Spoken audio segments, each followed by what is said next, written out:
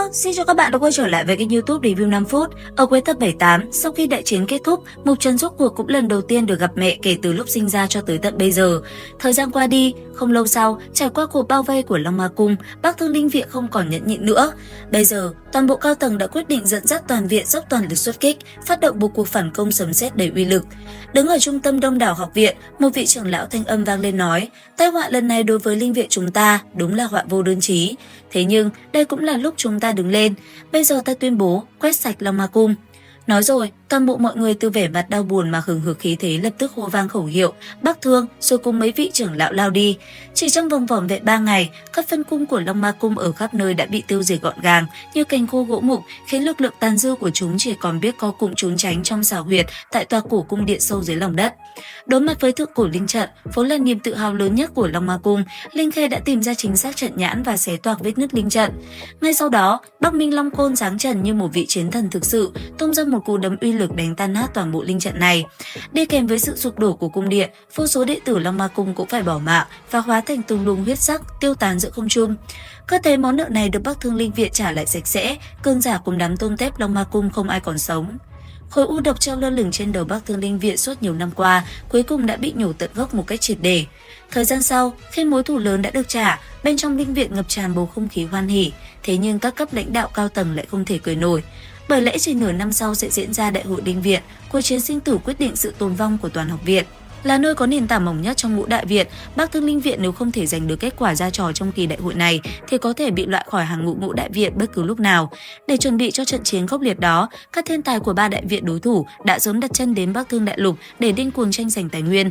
Đối mặt với những cường địch đang từng bước ép sát, Bắc Thương Linh Viện buộc phải mở ra bí cảnh cốt lõi mang tên Bắc Thương Môn, tạo điều kiện cho những tinh anh trong top 10 thiên bảng bế quan tu luyện.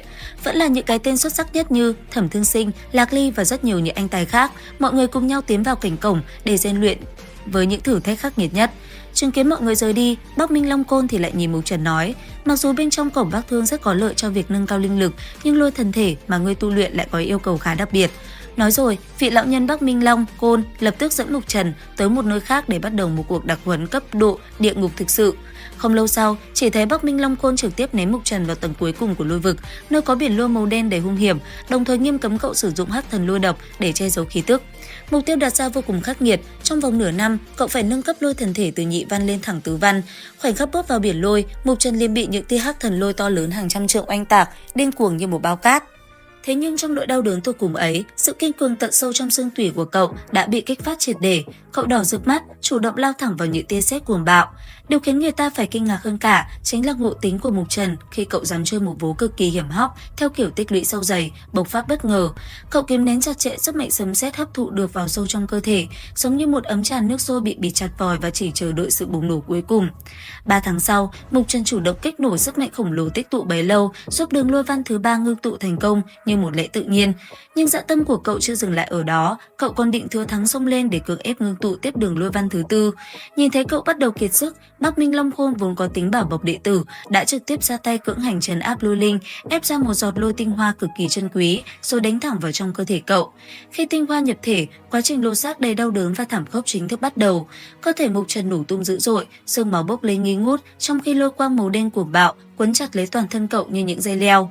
Cuối cùng làn sương huyết sắc dày đặc bao phủ bên ngoài cơ thể cô đặc lại, tạo thành một lớp vảy máu dày, bọc chặt lấy cậu không một kẽ hở.